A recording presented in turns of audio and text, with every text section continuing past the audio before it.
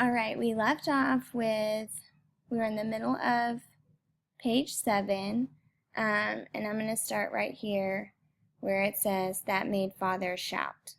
So right now, Sam and the father are arguing. The argument started when Sam started to tell the story about what happened at Lexington and Concord. And it's becoming clearer that Sam and his father are disagreeing. But remember, we're trying to focus on Tim's problem. So think about, if Tim, he loves his brother, he admires his brother, and now his brother and his father are fighting. So this could make Tim feel a certain type of way. So watch out for that. Okay, it says, "That made father shout, 'Free? Free to do what, Sam? Free to mock your king, to shoot your neighbor, to make a mess of thousands of lives? Where have you been getting these ideas?' You don't understand, father. You don't understand. If they won't let us be free, we have to fight. Why should they get rich off our taxes back in England?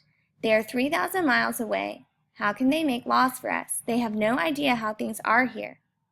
It made me nervous to listen to Sam argue with father. I could see that Mr. Beach wanted to quiet him down too, before he and father got into a real fight the way they sometimes did. God meant man to obey. He meant children to obey their fathers. He meant men to obey their king. As a subject of the Lord our God, I don't question his ways. As a subject of his majesty, George III, should you question his ways? Answer me this, Sam. Do you really think you know better than the king and those learned men in Parliament? Some of those men in Parliament agree with me, sir. Not many, Sam. Edmund Burke. Father lost his temper again. He banged his head down on the table once more. "Sam, there'll be no more talk of this tonight." He meant it, and Sam knew he meant it too, so he shut up and the conversation turned to repairs Mr. Beach wanted to make at the church. I was glad to. It scared me when Sam argued with the grown-ups like that. Of course, Sam was that way, always shooting out whatever came into his mind, and sometimes even getting hit by my father for it. Father hardly ever hit me, but he hit Sam dozens of times, mostly for arguing. Mother always said Sam isn't really rebellious, just too quick with his tongue. If he'd only learned to stop and think before he spoke. But Sam couldn't seem to learn that. My mother hated it when father hit Sam for speaking out, but there wasn't anything she could do about it. And anyway, she believed that father was right. Children ought to keep a civil tongue in their heads.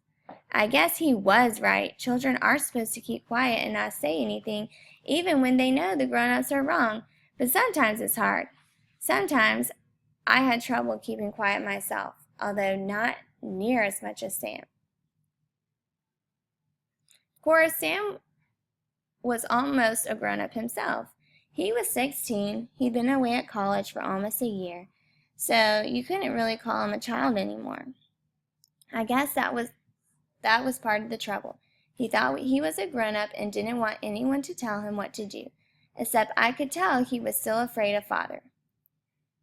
But to be honest, I wasn't sure if Sam was right about the fighting anyway.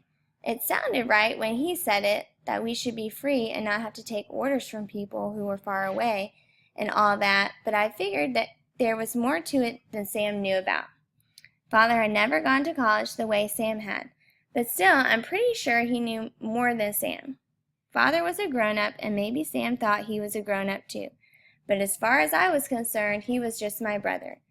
He couldn't scare you the way father could. Let's pause right here. So Tim has started to elaborate on his problem, which is that he cannot decide who's right. Is Sam right in his argument, or is his father right? He says that Sam sounded right when he was talking about it, but he's also afraid of his father and to go against what his father says. Press pause to write down your answer and play to get started. And so if we keep reading, we'll find that they stopped talking about the war. And after dinner, Tim goes into the barn and starts milking the cows because those are his chores. And so he doesn't really solve his problem, but he does get out of the situation by going to the barn and milking the cows. Write down your answer for the solution, and then you can begin the paragraph. What caused the conflict between Sam and his father in Chapter 1, and what do their disagreements reveal about them as people?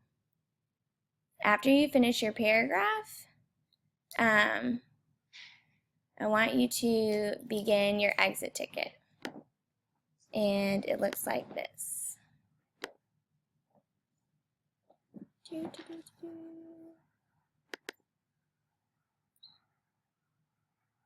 So after you finish the paragraph, start your exit ticket, numbers 1 through 3. You can go back and listen to the first EduCanon if you need to help you answer the questions. Go ahead and get started.